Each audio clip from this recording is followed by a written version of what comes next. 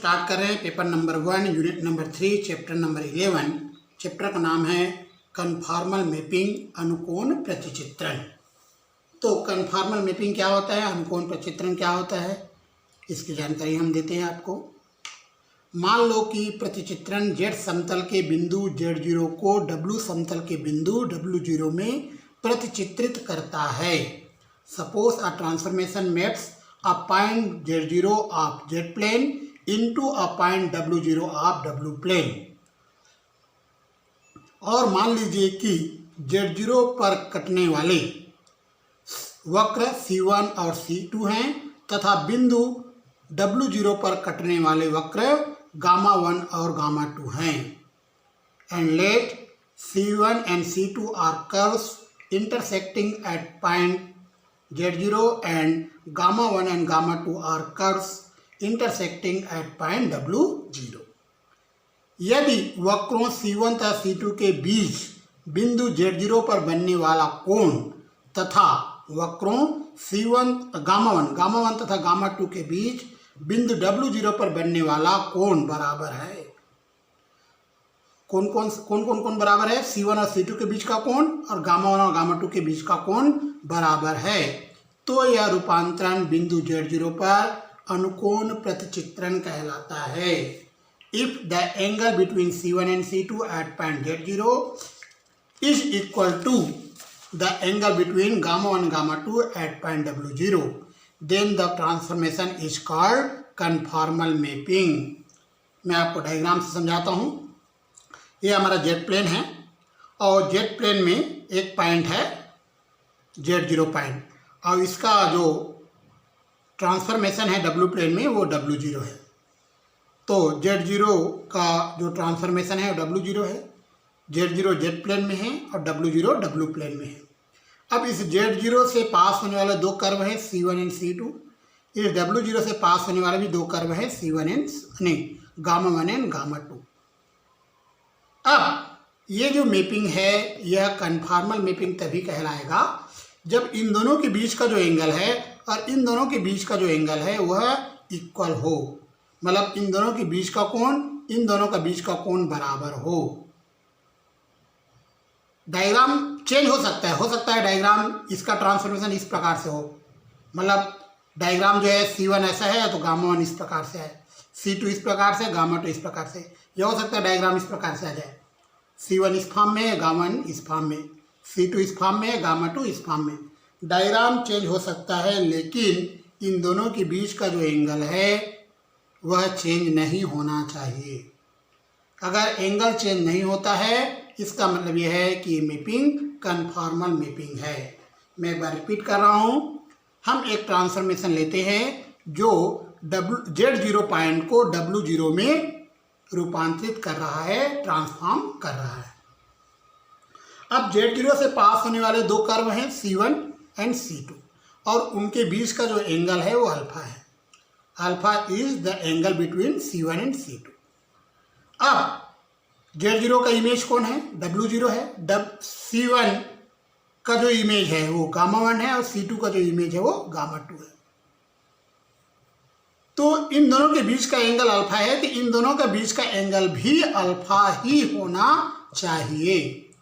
अगर इन दोनों के बीच का एंगल अल्फा ही आ रहा है तो हमारा जो ट्रांसफॉर्मेशन है वह कन्फॉर्मल मैपिंग कहलाएगा, अनुकोण प्रतिचित्रण कहलाएगा।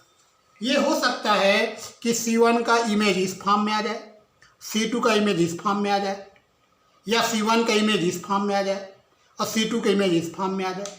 मतलब डायग्राम चेंज हो सकता है लेकिन एंगल जो है वह चेंज नहीं होना चाहिए। तो इसी कारण डब्ल्यू प्लेन में मैंने तीन अलग अलग डायग्राम बनाए हैं।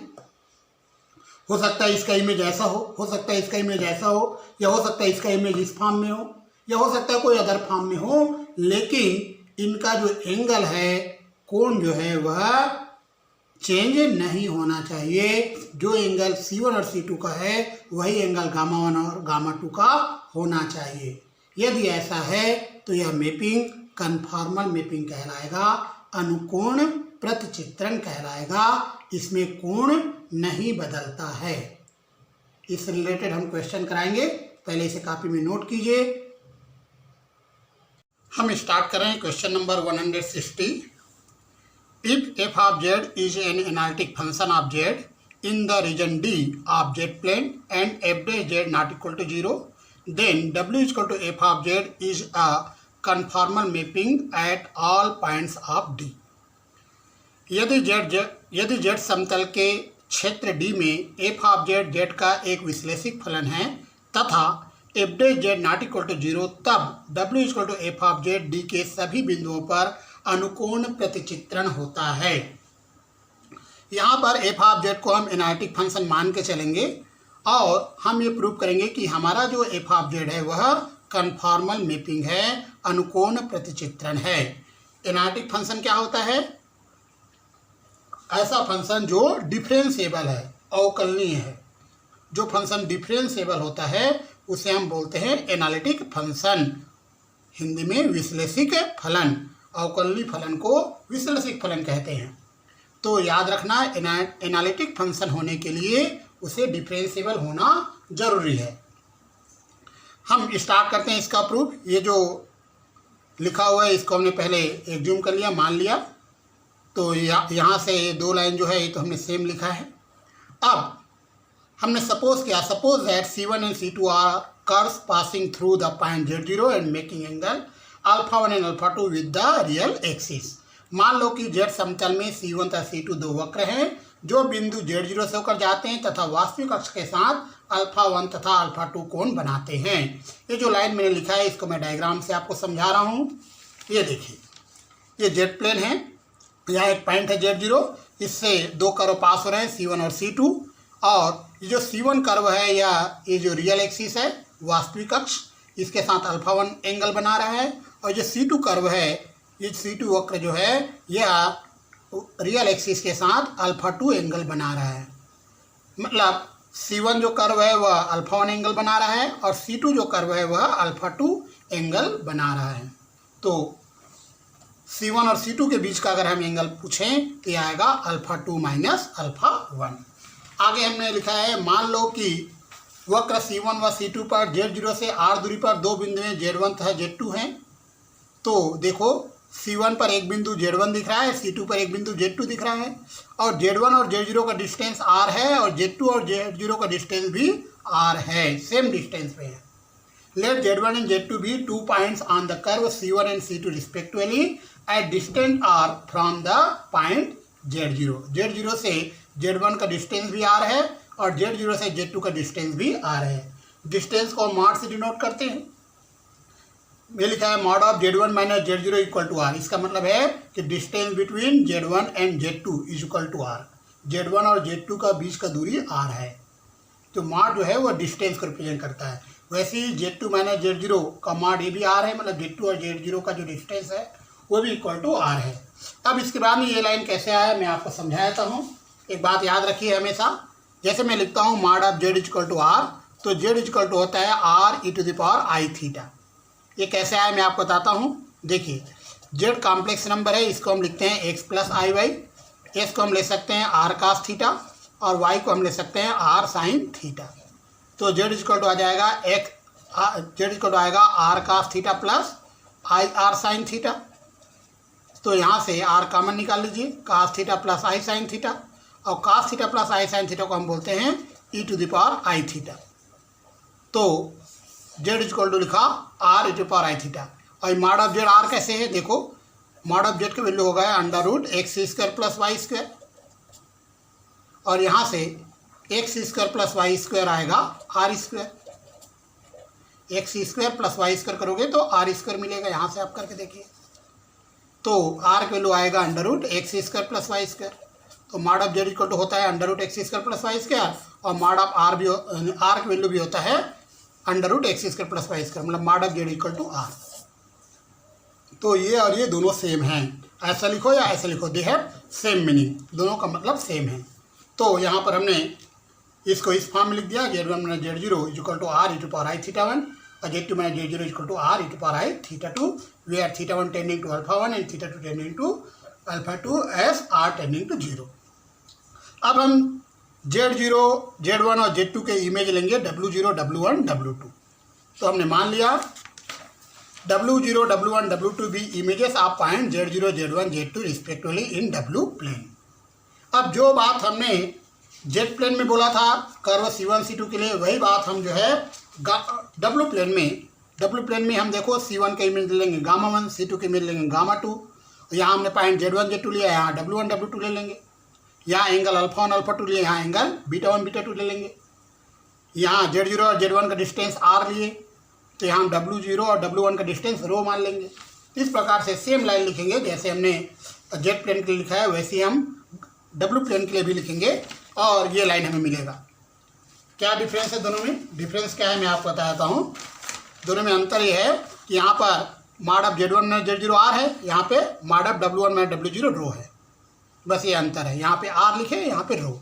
यहाँ Z0 है तो यहाँ W0 है, यहाँ पे Z1 है तो यहाँ W1 है। तो W1 में W0 आ जाएगा rho e to power i phi 1 और W2 में W0 आएगा rho e to power i phi 2।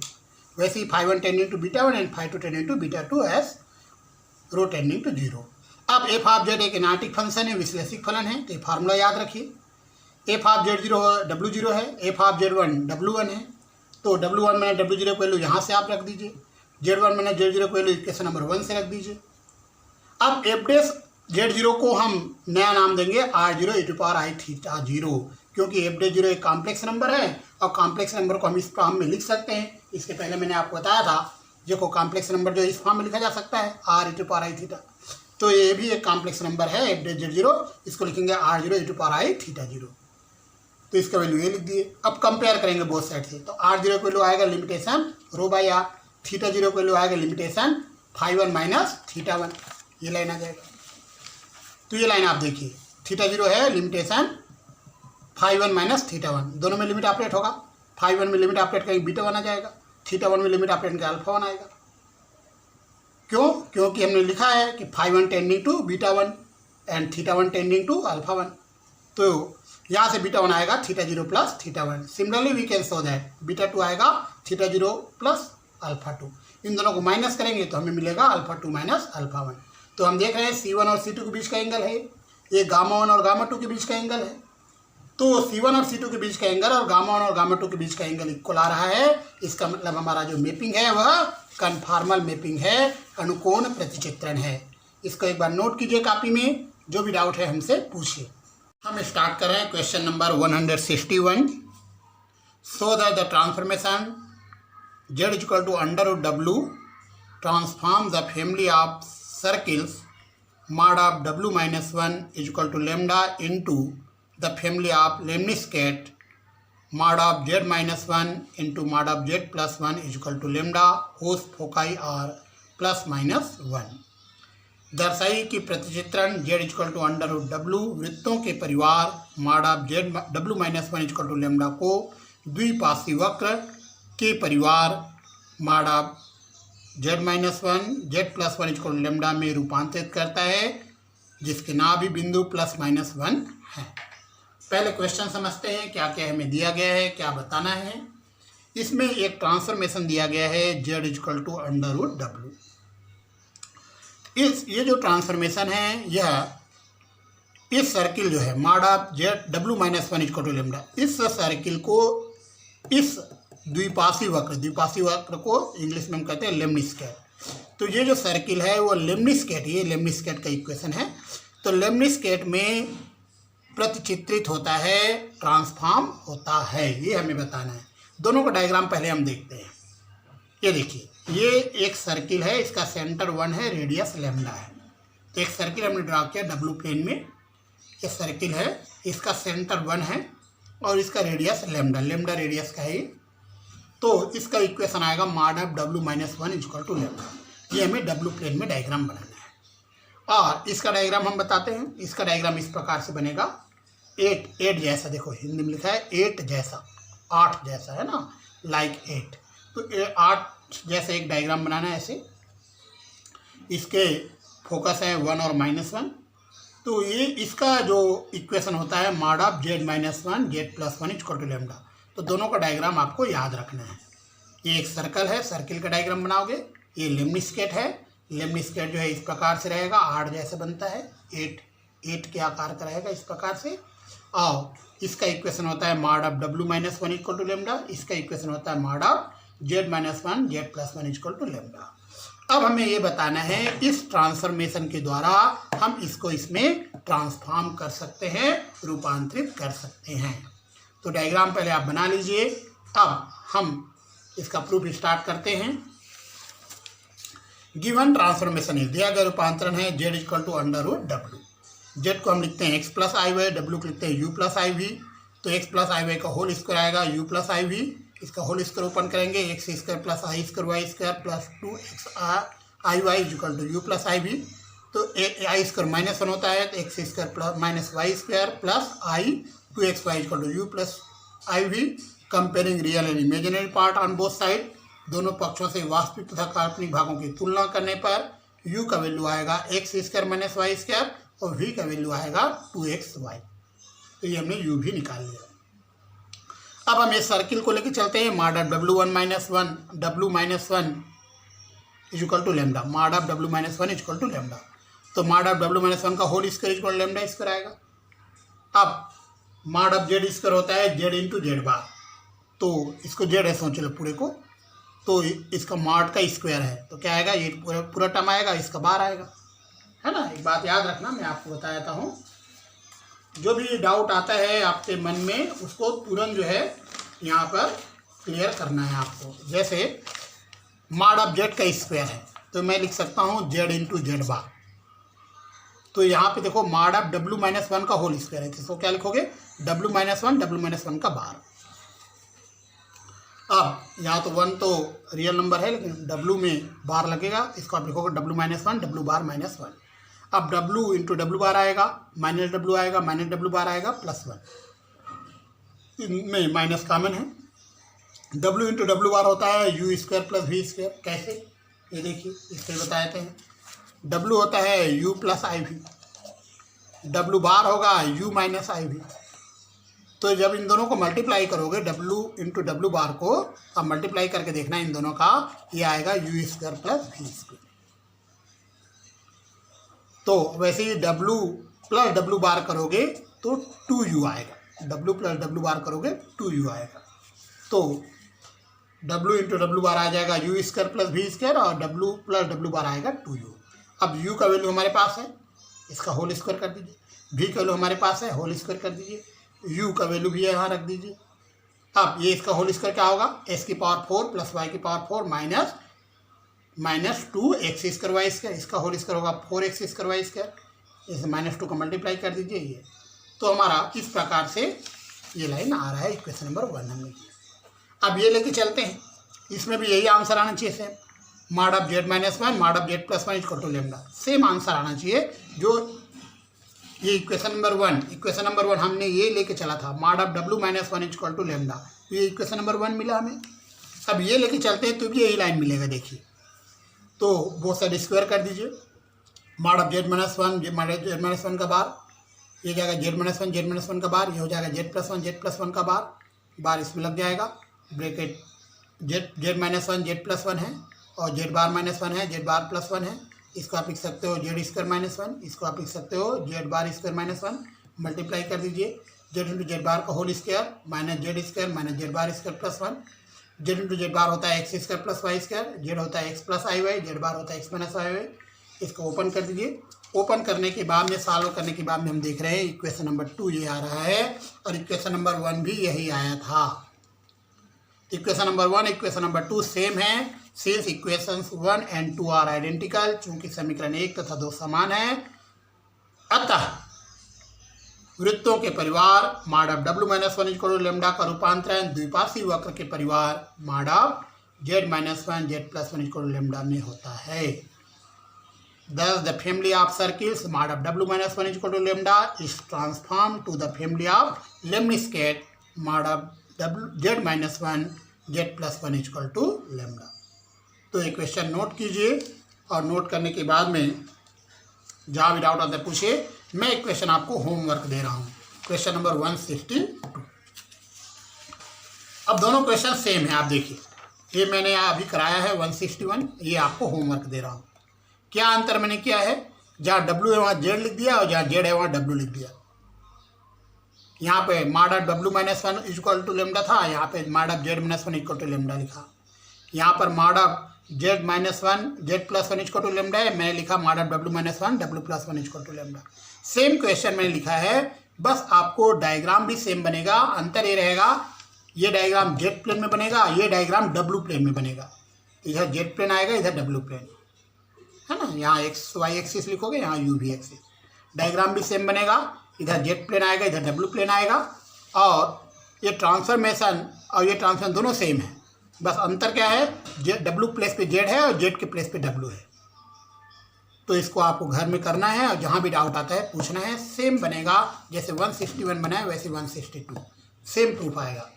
आपको थोड़ा सा इसमें मेहनत करना है और इसका जो सलूशन है आज शाम 5 बजे तक मुझे ग्रुप में सबको इसका सलूशन बनाओगे, होमवर्क कंप्लीट करोगे और ग्रुप में आप भेजोगे।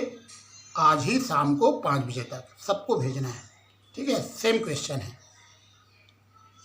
हम स्टार्ट कर रहे हैं question number 163। So that the transformation W is equal to 2 upon under root Z minus 1 transforms the exterior of parabola y square is equal to 4 1 minus X into interior of the unit circle in W plane. दर्शाइए कि रूपांतरण W equal to upon under root Z minus 1 पर वलय y square equal to 4 1 minus S के बाहर के क्षेत्र को W समतल में इकाई वृत्त के आंतरिक भाग में रूपांतरित करता है। तो सबसे पहले हम एक क्वेश्चन अच्छे से समझ लेते हैं।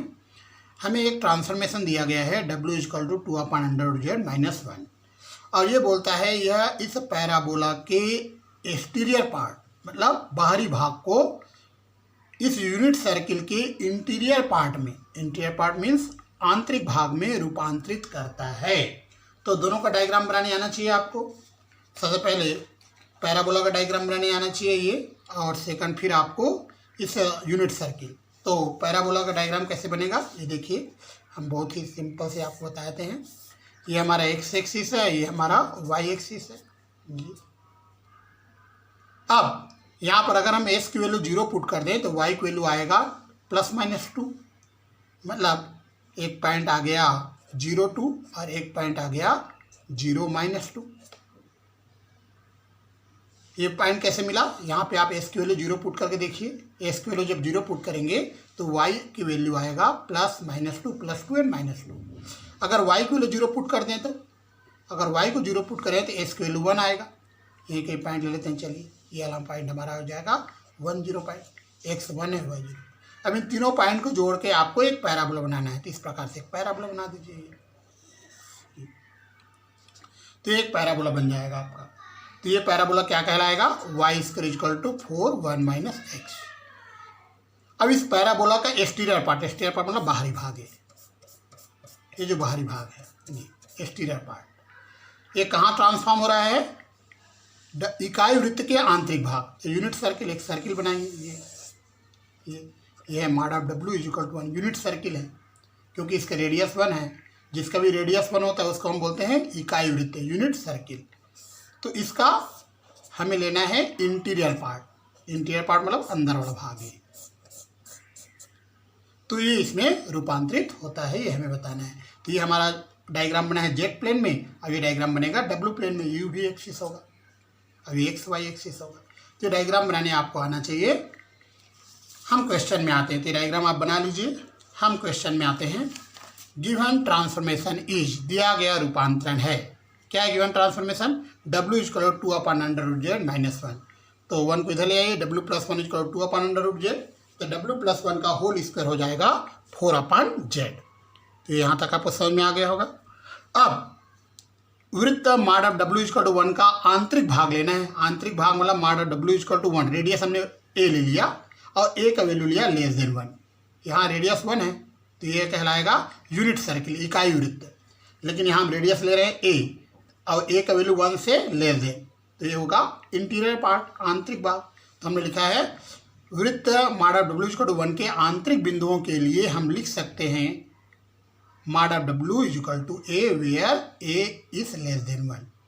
मतलब W इक्वल टू क्या लिख सकते हो, A e⁵ माडो डब्ल्यू को अगर डब्ल्यू लिखते हो तो डब्ल्यू इक्वल टू आएगा, मैं आपको बता चुका हूँ इसके पहले, एक बार और बता देता हूँ। जैसे माड ऑफ जेड अगर आर है तो जेड को लिखते हैं r e to power I theta, वैसे ही माड ऑफ डब्ल्यू अगर ए है तो डब्ल्यू को हम लिखेंगे A E to the power I phi, याद रखिए ये बात।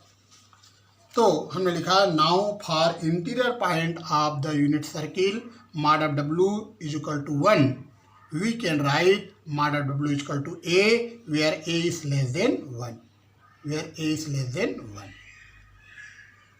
that is w is equal to a to the power i5।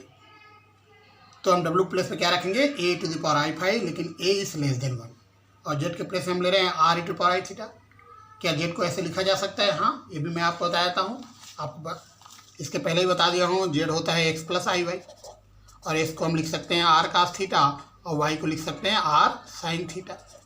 s के प्लेस पे लिखा r cos थीटा, y के प्लेस पे r sin थीटा, r बाहर कर दीजिए तो क्या आएगा cos theta plus i sin theta, ये हो जाएगा r e to the power i theta. ये भी याद रखिए, z को आप x प्लस आई वाई भी लिख सकते हो, और z को आप लिख सकते हो r e to the power i theta, ये भी आप लिख सकते हो, z के लिए ये भी लिख सकते हो। तो हमने यहाँ z है, z के प्लेस पे लिखेंगे r e to power I theta, और w प्लेस पे लिखेंगे a e to the power I five where a is less than 1। अब ये होल स्क्वायर को इधर ले जाएंगे, ए पावर ऊपर जाएगा, e to power minus I theta हो जाएगा। इस प्रकार से ये होल स्क्वायर इधर जाएगा तो ये हो जाएगा 2 upon under r e to power minus I theta by 2, और e to the power I phi को लिख सकते हैं cos phi plus I sine phi, e to the power I theta by 2 को लिख सकते हैं cos theta by 2 minus I sine theta by 2। A का मल्टीप्लाई दोनों से होगा, 2 बाई रूट आर का मल्टीप्लाई दोनों से होगा। अब रियल और इमेजिनरी पार्ट को कंपेयर करेंगे। यहाँ रियल पार्ट है ए cos फाइव प्लस 1, यहाँ है 2 upon under root r cos theta by 2। यहाँ इमेजिनरी पार्ट है ए अपान साइन फाइव, यहाँ पर है minus 2 upon root r sine theta by 2। अब ये 1 को ले जाइए राइट साइड, है ना, बोथ साइड होल स्क्वायर कर देते हैं, होल स्क्वायर कर दिए तो इसका होल स्क्वायर हो जाएगा ये। अब इन दोनों को ऐड कर देंगे, इन दोनों को प्लस करेंगे, इन दोनों को प्लस करेंगे तो क्या होगा A square cos square phi plus A square sine square phi, इसका वैल्यू ए स्क्वायर आएगा, ये और ये प्लस हो जाएगा, ये तो 1 हो जाएगा, ये आएगा 4 बाई आर, बाकी टर्म आ जाएगा। इस 1 को लेफ्ट साइड लिया तो ए स्क्वायर माइनस 1 हो जाएगा, ये लाइन आ जाएगा। इन दोनों में 4 कॉमन है, 4 कॉमन निकाल देंगे। अब ए इज लेस देन 1 है तो ए स्क्वायर माइनस 1 लेस देन 0 आएगा, क्योंकि ए इज लेस देन 1 है तो इसका वैल्यू लेस देन 0 आया। 4 को 0 से कटा दिए तो भी लेस देन 0 आया। तो हम देख रहे हैं इसको राइट साइड ले गए, माइनस का प्लस हो जाएगा, बोथ साइड स्क्वायर कर दिए, आर स्क्वायर और आर कैंसिल होगा, आर बचेगा, बोथ साइड 2 का मल्टीप्लाई किए, 2 cos स्क्वायर थीटा बाई 2 लिख सकते हैं 1 प्लस cos थीटा। अब आर का मल्टीप्लाई दोनों के साथ होगा, आर को लिख सकते हो x square plus Y square whole power 1 by 2, और x r cos theta x होता है, आर cos थीटा एक्स होता है, और आर का वैल्यू क्या होता है x square plus Y square whole power 1 by 2। तो यहाँ पर 2 को राइट साइड ले जाएंगे तो x माइनस 2 हो जाएगा, अगर इसको इसके लेफ्ट साइड ले आए तो ये जाएगा 2 minus X, both side square कर दिए, इसका होल स्क्वायर होगा 4 minus 4x plus X square, X square square cancel, तो 4 minus 4x less than Y square, मतलब Y square is greater than 4 1 minus X. हमें यही प्रूव करना था, this represent exterior part of the parabola Y square equal to 4 1 minus X. यह parabola Y square equal to 4 1 minus x के बाहरी भाग को निरूपित करता है। हमें यही प्रूव करना था। एक बार इसे कॉपी में नोट कीजिए, जो डाउट आता है हमसे पूछिए। हम स्टार्ट करें question number 164। So that the transformation w is equal to 2 upon under root z minus 1 transforms the unit circle mod w is equal to 1 in w plane to the parabola y square is equal to 4 1 minus x in z plane। दर्शाइए कि रूपांतरण w is equal to 2 upon under root z minus 1 w समतल में इकाई वृत्त z समतल के परवलय y square is equal to 4 1 minus x के संगत है।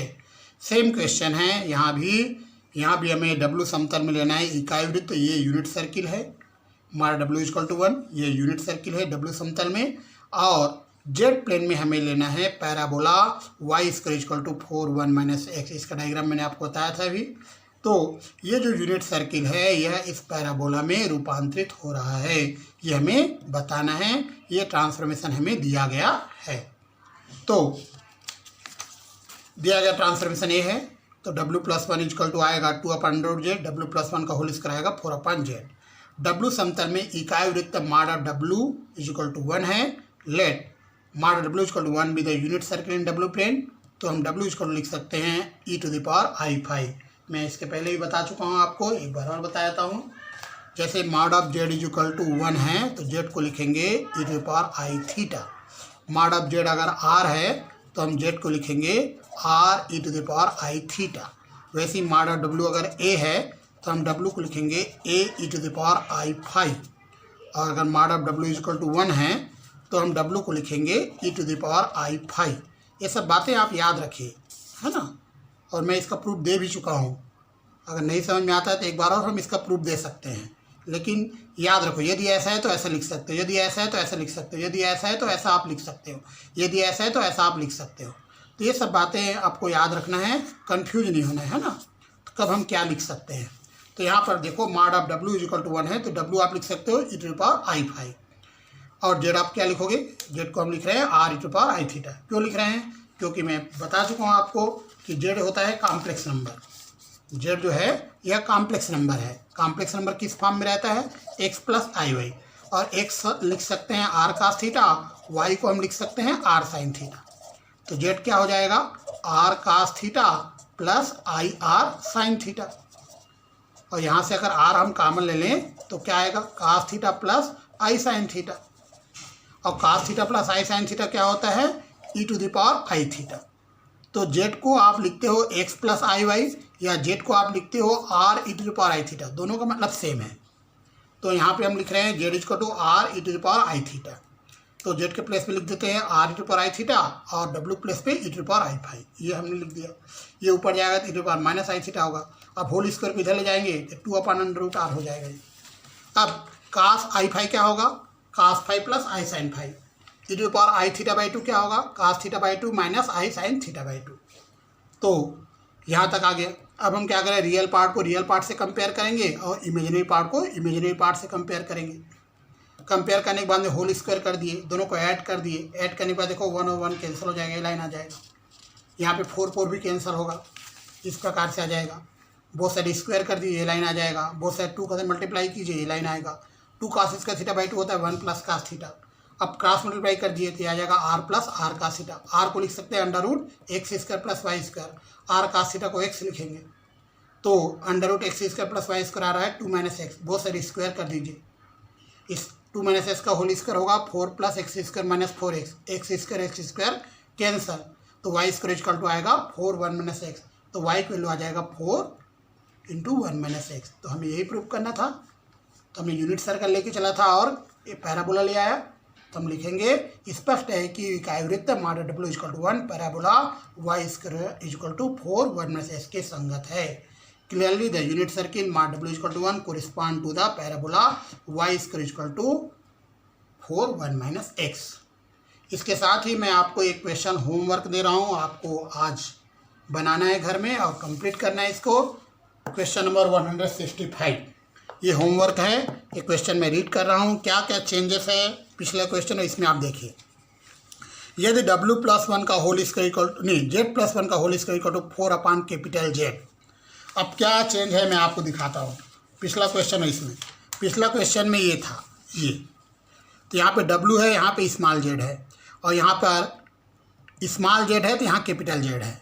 क्या अंतर है, W प्लेस पे यहाँ Z है और स्मॉल z के प्लेस पे कैपिटल Z है, ये अंतर है। और जो आपको प्रूव करना है वो देखिए इस फॉर्म में, हमने इसके पहले हमने इस फॉर्म में प्रूव किया था, ये इसके पहले हमने ये फॉर्म प्रूव किया था। हमें इस फॉर्म में प्रूव करना है, मतलब ये वाला लाइन लाना है, ये वाला लाइन, ये लाइन, ये लाइन आपको लाना है। ये r को मल्टीप्लाई कर दिए, यहाँ स्मॉल r न के कैपिटल R ले लीजिएगा और थीटा न लेके फाई लीजिएगा, तो क्या आ जाएगा, capital R r² φ/2 equal to 1, ये आ जाएगा आपका। यही लाइन लाना है, ये स्मॉल r ना लेके आप कैपिटल R लीजिएगा क्योंकि यहाँ कैपिटल Z है। तो कैपिटल Z इक्वल टू आप क्या लीजिएगा इसमें देखो मैं आपको बताता हूँ, हिंट देता हूँ कि आपको क्या लेना है इसमें कैपिटल जेड का जो वैल्यू है, कैपिटल जेड जो आप ले लेना r e⁻⁵ ऐसे कैपिटल जेड को जी, ठीक है। और स्मॉल जेड को क्या लोगे, स्मॉल जेड के तो यूनिट सर्कल लोगे तो mod of z equal to 1 रहेगा, तो जेड इक्वल टू e⁻⁵ लेना है ना, यूनिट सर्कल लोगे, इकाई वृत्त। तो इसको आपको एक बार बनाना है, अच्छे से सॉल्व करना है, ये होमवर्क है, इसको कंप्लीट कीजिए, पिछले क्वेश्चन का हेल्प लीजिए। अब ये क्वेश्चन हमें आज शाम 5 बजे तक सबकी कॉपी में होना चाहिए, ग्रुप में आपको सबको भेजना है इस क्वेश्चन का सलूशन, ठीक है। तो जहाँ भी समझ नहीं आता पूछ लेना, थोड़ा सा अंतर है, यहाँ स्मॉल w था वो जेड है, यहाँ स्मॉल जेड था वो कैपिटल जेड है, बाकी क्वेश्चन लगभग सेम है, एक बार ट्राई कीजिए घर में। आज हम स्टार्ट कर रहे हैं question number 165। So that the transformation w is equal to z minus IC upon z plus IC whole square where c is real makes the right half of the circle mod of z is equal to c into the upper half of the w plane। दर्शाइए कि रूपांतरण w is equal to z minus IC upon z plus IC whole square, जहाँ c वास्तविक है, वृत्त mod of z is equal to c के दाहिने अर्धभाग को w समतल के ऊपरी अर्धभाग में प्रतिचित्रित करता है।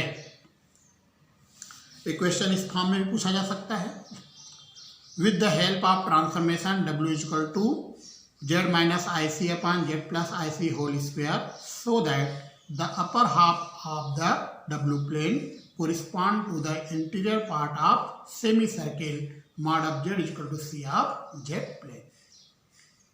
रूपांतरण w is equal to z minus IC upon z plus IC whole square की सहायता से दर्शाइए कि w समतल का ऊपरी अर्धभाग z समतल के अर्धवृत्त के आंतरिक भाग के संगत है। तो ये हमें ट्रांसफॉर्मेशन दिया गया है, हमें क्या बताना है, हमें z प्लेन में एक सर्किल लेना है, यह सर्किल का रेडियस c है, इस प्रकार का एक सर्किल लेना है z प्लेन में, और उसका जो दाहिना अर्धभाग है मतलब राइट सेमी सर्किल जो है, तो राइट सेमी सर्किल जो है दाहिना जो अर्धभाग है वह w प्लेन के ऊपरी अर्धभाग को प्रतिचित्रित करता है, मतलब upper half of the w plane. Z plane में आपको एक सर्किल लेना है, हाफ सर्किल, अब w प्लेन में आपको अपर हाफ में ट्रांसफॉर्म करता हुआ बताना है। तो हम स्टार्ट करते हैं इसका solution. Given transformation is w is equal to z minus IC upon z plus IC whole square. z के प्लेस में हम पुट कर रहे हैं x प्लस IY और w प्लेस से पुट कर रहे हैं u प्लस IV। तो ये हो जाएगा x plus IY minus c upon x plus IY plus c। इसको रेशनलाइज करेंगे, परिमेयीकरण रेशनलाइज कर दिए, ऊपर वाले को ऊपर से मल्टीप्लाई होगा, नीचे वाले को नीचे से मल्टीप्लाई कर देंगे, नीचे वाला फार्मूला बनेगा a plus b a minus B का, a square minus b square वाला फार्मूला, तो आ जाएगा x square minus i square y plus c का होल स्क्वायर, ऊपर वाले का पूरा मल्टीप्लाई होगा। यहाँ पे याद रखना आई स्क्वायर माइनस 1 होता है, तो आई स्क्वायर माइनस 1 होने से ए प्लस 1 हो जाएगा, या आई प्लस 1 होगा।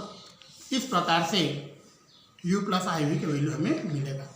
अब यहाँ पर होल स्क्वायर है तो a माइनस बी का होल स्क्वायर का फार्मूला लगा दीजिए, A square plus B square minus 2ab, और नीचे वाले का भी होल स्क्वायर होगा।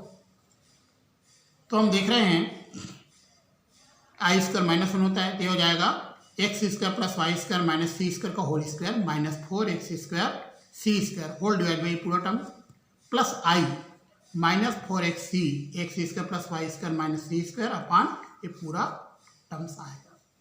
तो ये हमारा u का वैल्यू हो जाएगा, ये हमारा v का वैल्यू हो जाएगा जब हम कंपेयर करेंगे रियल और इमेजिनरी पार्ट को।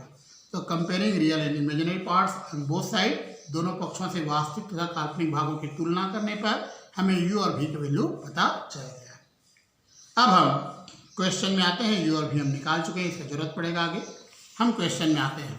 क्वेश्चन में क्या बोला है, w प्लेन का आपको अपर हाफ लेना है और z प्लेन में आपको इस सर्किल, ये जो सर्किल है, ये सर्किल का इक्वेशन क्या है, mod of z equal to c, mod of z equal to c. इसका रेडियस सी है, तो ये जो सर्किल है mod of z equal to c, इसका आपको हाफ सर्किल लेना है, राइट हाफ, मतलब दक्षिण अर्धभाग में लेना है। सबसे पहले हम इस लाइन की बात करते हैं, NOL, ये कौन सी एक्सिस है? Y axis. वाई एक्सिस में एक्स की वैल्यू 0 होता है और वाई का रेंज यहाँ पर -c है, यहाँ c है, तो वाई का रेंज c से -c तक है ना, वाई का रेंज c से -c तक है। और ये जो लाइन है ये वाई एक्सिस है, तो इसमें x की वैल्यू 0 आएगा। तो for the line segment NOL, रेखाखंड NOL के लिए, हाँ एक बात मैं आपको और बताता हूँ, ये जो डायग्राम है, जैसे डब्ल्यू प्लेन को मैंने इधर बनाया, जेड प्लेन को इधर बनाया, आप चाहो तो जेड प्लेन को इधर बनाओ, डब्ल्यू प्लेन को इधर बनाओ, है ना, उसमें कोई प्रभाव नहीं पड़ेगा। आप डब्ल्यू प्लेन का डायग्राम इस साइड बना लीजिए और जेड प्लेन का डायग्राम इस साइड बना लीजिए, या डब्ल्यू प्लेन इधर रहिए, जेड प्लेन इधर रहिए। हाँ, लेकिन आपको एक चीज़ याद रखना है, ये डायग्राम जो है आजू बाजू ही बनना चाहिए, अगल बगल बनाना है। ऐसा नहीं कि डब्ल्यू प्लेन का डायग्राम ऊपर बना दिए, जेड प्लेन का नीचे बना दिए, ऐसा नहीं चलेगा, ऊपर नीचे नहीं चलेगा। आपको लेफ्ट राइट बना सकते हो, इसको लेफ्ट में इसको राइट में आप बना सकते हो, या इसको राइट में इसको लेफ्ट में आप बना सकते हो, लेफ्ट राइट कर सकते हो, इसको आप इधर बना सकते हो, इसको इधर बना सकते हो, लेकिन आपको ऊपर नीचे डायग्राम नहीं बनाना है। आपको एक ही पेज के लेफ्ट में एक डायग्राम बनेगा डब्ल्यू प्लेन, तो राइट में जेड प्लेन, या लेफ्ट में आपने डब्ल्यू प्लेन बना जेड प्लेन बना दिया तो इधर राइट प्लेन, इधर डब्ल्यू जेड प्लेन है तो इधर राइट प्लेन, इस प्रकार से बनाना है। तो हम आ रहे थे for the line segment NOL, तो NOL जो है इसके लिए x तो 0 आएगा और y का रेंज आएगा -c से +c, y को +-c। तो जब हम s को 0 कर देंगे तो इक्वेशन नंबर 2 आप देखिए, s को 0 करने से v को 0 आ जाएगा।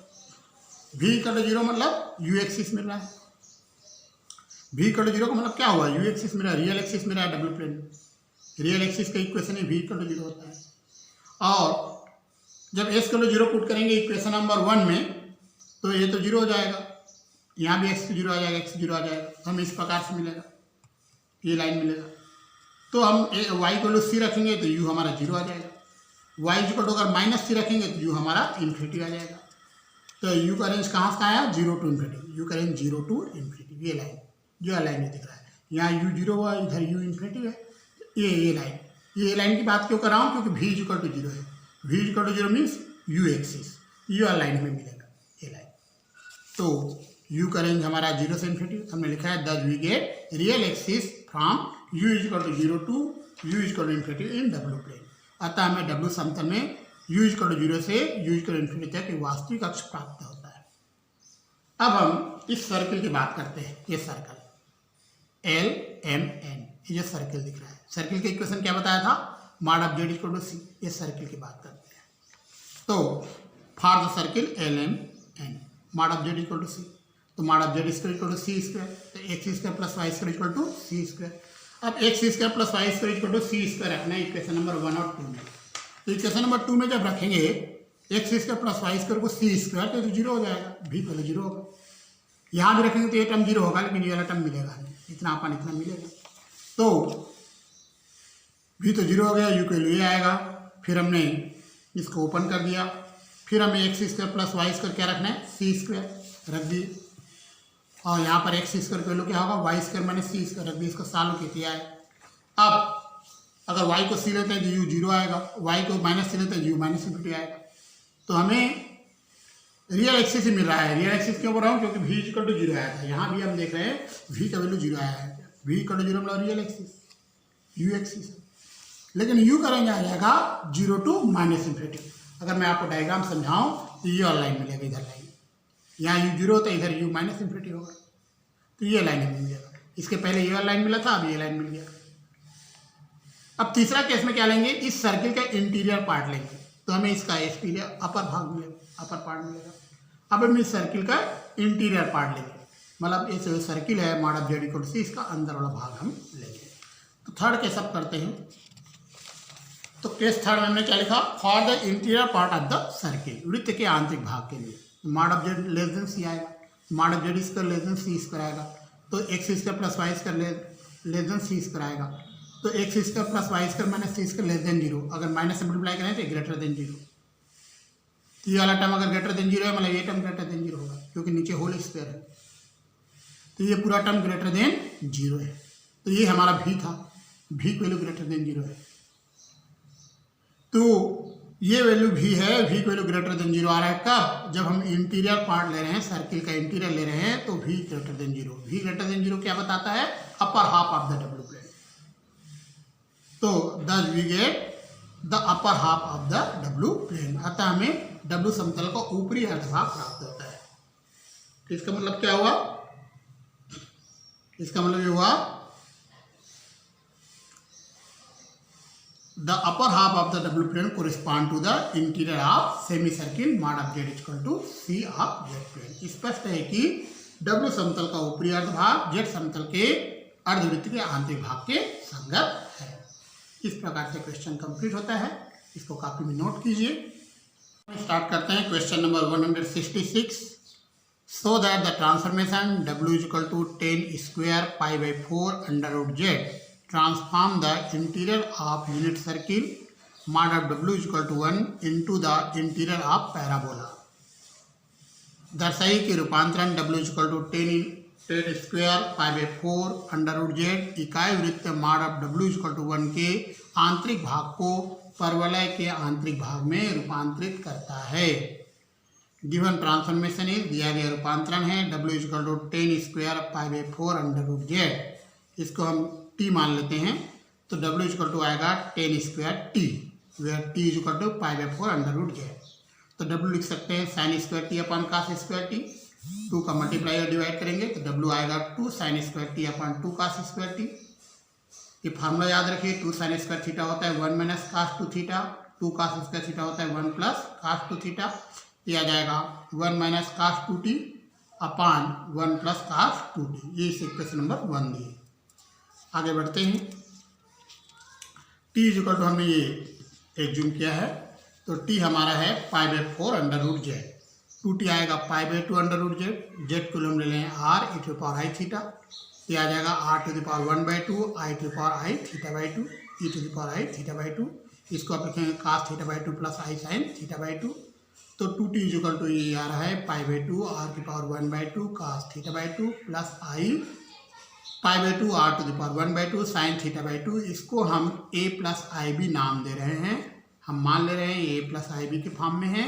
a का वैल्यू हमारा है पाई बाई 2 r की power 1 by 2 cos theta by 2, इसको हमने a बोल दिया और इसको हमने b बोला। ये तो 2t की वैल्यू आ गया a प्लस आई बी, तो कास 2t आएगा cos a plus i B.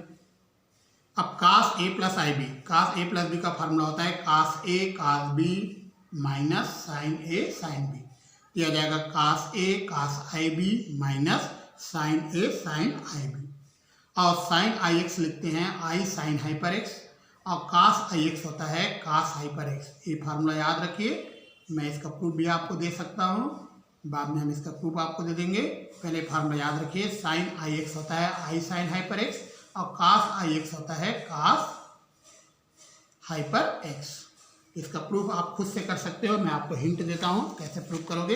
एक बात याद रखना, साइन एक्स का फार्मूला होता है e to power i x minus e to power minus i x upon 2i, और कास एक्स का फार्मूला होता है e to power i x plus e to power minus i x divide by 2, और sine hyper x का formula होता है e to power x minus e to power minus x upon 2, और cos hyper x का formula होता है e to the power x plus e to the power minus x upon 2। ये formula आप याद रखिए और देखिए क्या आप इसका प्रूफ दे सकते हो क्या, अगर दे सकते हो तो कीजिए। साइन एक्स का फार्मूला क्या बताया, e to the power i x minus e to the power minus i x upon 2i। ये फार्मूला आप याद रखिए। ये भी याद रखना, e to the power i x जो होता है ये होता है कास एक्स प्लस आई साइन एक्स, और e to power minus i x होता है कास एक्स माइनस आई साइन एक्स। ये फार्मूला मैं बता रहा हूँ तो आप इसका खुद से प्रूफ दे सकते हो। तो यहाँ पे आप देखिए, ये फार्मूला से लगा दिए, कास 2t की वैल्यू आ गया। अब हम W देखते हैं, W हमारा क्या आया था, ये हमारा W था 1 माइनस कास 2t अपन 1 प्लस कास 2t की वैल्यू रख दिए। अब for the interior of unit circle, इसका इंटीरियर पार्ट लेंगे यूनिट सर्किल का, तो mod of W less than equal to 1 लिखेंगे। इंटीरियर पार्ट है, आंतरिक भाग है, तो मॉड डब्ल्यू लेस देन इक्वल टू 1, डब्ल्यू वैल्यू हमारे पास है, लेस देन इक्वल टू 1 आ जाएगा। इसका मॉड निकालेंगे तो आएगा अंडर रूट इस पूरे का होल स्क्वायर प्लस इसका स्क्वायर, जो है ना। मॉड कैसे निकालते हैं एक बार मैं आपको बताता हूँ, बहुत सारे बच्चे कंफ्यूज रहते हैं। तुम लोगों को मॉड निकालने आना चाहिए। जैसे मान लो मुझे निकालना है एक्स प्लस आई वाई का मॉड, तो आएगा under root x square plus Y square. मुझे मॉड निकालना है ए प्लस आई बी का, तो क्या आएगा अंडर रूट ए स्क्वायर प्लस बी स्क्वायर। ये सब फार्मूला याद रखिए। तो यहाँ पे रूट को हटाएंगे तो स्क्वायर हो जाएगा, 1 का स्क्वायर तो 1 ही होगा। क्रॉस मल्टीप्लाई कर देंगे, क्रॉस मल्टीप्लाई करने के बाद ये टर्म कैंसिल हो जाएगा। ब्रैकेट ओपन करेंगे तो भी 1 कैंसिल होगा, ये वाला टर्म कैंसिल होगा, ये लाइन आएगा, इसको इधर ले आएंगे। -4 माइनस से मल्टीप्लाई करेंगे तो greater than equal to sign आएगा। एक 4 को 0 से कटा देंगे तो ग्रेटर देन इक्वल टू 0 है, तो पॉजिटिव क्वांटिटी है। कास आई पर भी फार्मूला ये पॉजिटिव है, तो कास ए पॉजिटिव आएगा। अब कास ए अगर पॉजिटिव आ रहा है, कास ए का value greater than equal to 0 आ रहा है, तो कास ए पॉजिटिव कब आता है? जब यहाँ जो एंगल है वह 90 डिग्री से कम हो। याद रखना, कास की वैल्यू पॉजिटिव कब आएगा? जब एंगल 90 डिग्री से कम हो, मतलब ए का वैल्यू π/2 से लेस देन या इक्वल टू हो, तभी कास ए पॉजिटिव आता है। तो ठीक है, ए लेस देन इक्वल टू π/2 लिखा, ए का वैल्यू हमें पता था, ये हमने माना था ए का वैल्यू, ये रख दिए, π/2 कैंसिल हो जाएगा, तो ये लाइन मिलेगा हमें। अब r की पावर 1/2 को इधर ले आइए, 1/r की पावर 1/2 आएगा, बोथ साइड स्क्वायर कर दीजिए, 2 का मल्टीप्लाई कर दीजिए, ये फार्मूला बनेगा 1 प्लस cos थीटा का। r का क्रॉस मल्टीप्लाई कीजिए, r को वैल्यू लिख सकते हो under root x square plus Y square, इसका वैल्यू लिख सकते हो x। अब s को राइट साइड ले जाइए, बोथ साइड स्क्वायर कर देंगे, स्क्वायर करेंगे तो रूट हट जाएगा, इसका होल स्क्वायर कर दीजिए, एक्स स्क्वायर कैंसिल होगा, ये लाइन आएगा, तो वाई स्क्वायर लेस देन और इक्वल टू 4 1 माइनस एक्स। यह पैराबोला का इंटीरियर पार्ट है, आंतरिक भाग है। तो डायग्राम बना लीजिए, ये डब्ल्यू प्लेन में यूनिट सर्कल का इंटीरियर पार्ट है, और ये पैराबोला है जेट प्लेन में इसका इंटीरियर पार्ट है, इसमें ट्रांसफॉर्म हो रहा है। ये आपको डायग्राम भी बनाना पड़ेगा। ये पैराबोला का डायग्राम कैसे बनाओगे? बहुत सिंपल है। अगर एस के प्लेस पे 0 रखोगे तो वाई की वैल्यू +-2 आएगा। यहाँ एक पॉइंट आया 0 2, सेकंड पॉइंट 0-2।